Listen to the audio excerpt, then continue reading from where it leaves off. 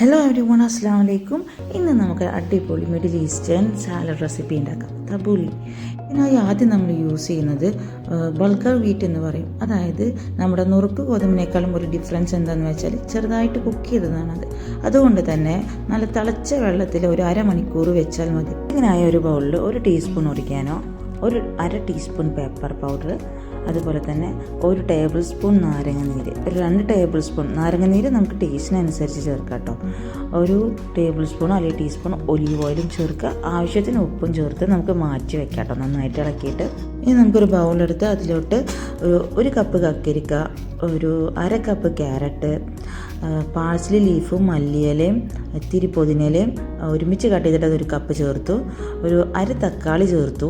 അതുപോലെ ഞാൻ സോക്ക് ചെയ്ത് വെച്ച നമ്മുടെ ബൾഗർ വീറ്റ് ചേർത്തു. നമുക്ക് നമ്മുടെ നാടൻ ഗോതമ്പ് വേവിച്ചതും ചേർക്കാം കേട്ടോ, ഒരു കുഴപ്പമില്ല, ആൾമോസ്റ്റ് സെയിം ടേസ്റ്റ് തന്നെ വരുന്നത്.